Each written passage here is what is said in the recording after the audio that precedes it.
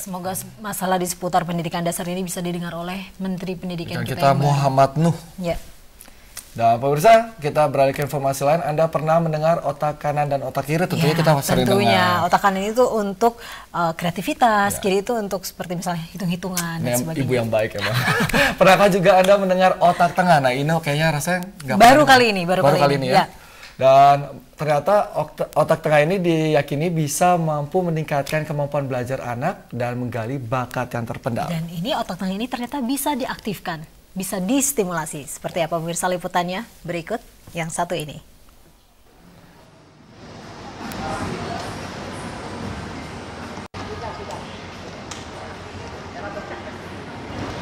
Good. Nah, bagus, perot. Ya. Melihat gerakan tangannya yang mampu mewarnai setiap bidang gambar dengan cepat dan rapi, kita tidak akan mengira anak ini melakukannya dalam keadaan kedua mata benar-benar tertutup. Kemampuan ini bukan sulap ataupun tipu muslihat, melainkan fenomena yang dapat dilihat setelah seorang anak mengikuti midbrain activation atau pengaktifan otak tengah, yakni metode yang diyakini dapat meningkatkan kemampuan otak. Itu adalah antara otak kiri dan otak kanan, di tengah-tengah itu ada otak, itu yang disebut mesencephalon atau midbrain. Nah, inilah otak tengah. Otak tengah ini berfungsi sebagai jembatan antara otak kiri dan otak kanan. Sehingga kalau otak tengah diaktifkan, maka anak-anak itu bisa menggunakan ketiga otaknya menjadi dominan.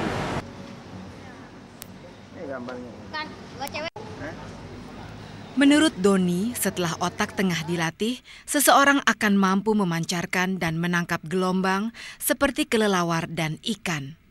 Itulah sebabnya meski dalam keadaan mata tertutup, anak akan tetap bisa melihat melalui gelombang yang tertangkap otaknya. Mengaktifkan otak tengah diyakini akan memberi beberapa manfaat, di antaranya meningkatkan konsentrasi, daya ingat, merangsang kreativitas, membentuk karakter positif, emosi lebih stabil. Dengan begitu, seorang anak akan lebih berprestasi. Saya Prita, saya paling hebat. Metode aktivasi otak tengah biasanya dilakukan dengan beberapa tahapan. Anak-anak akan dibawa ke dalam suasana yang membangkitkan semangat. Mereka dilatih melihat dengan cepat. Selanjutnya, diajak melatih kemampuan otak tengahnya dengan beberapa cara. Di antaranya berjalan dengan mata tertutup.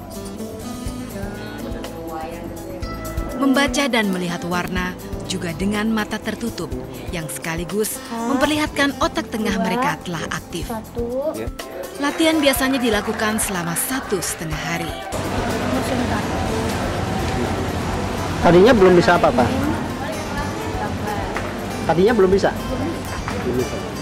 Belajar ngegambar, nyusun kartu, terus jalan-jalan. Tapi semua mata ditutup? Ya. Aktivasi otak tengah idealnya dilakukan pada anak usia 5 sampai 15 tahun. Menurut Doni, pelatih aktivasi otak tengah, tingkat keberhasilan metode ini mencapai sekitar 80%.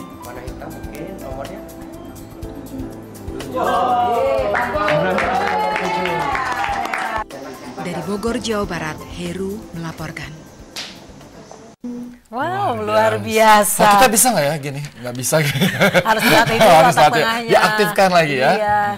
Wah, ini penting banget nih buat ibu-ibu seperti saya nih. Ini langsung terinspirasi. Terinspirasi nanti kalau anak saya udah umurnya agak bisa dilatih tuh otak tengahnya langsung.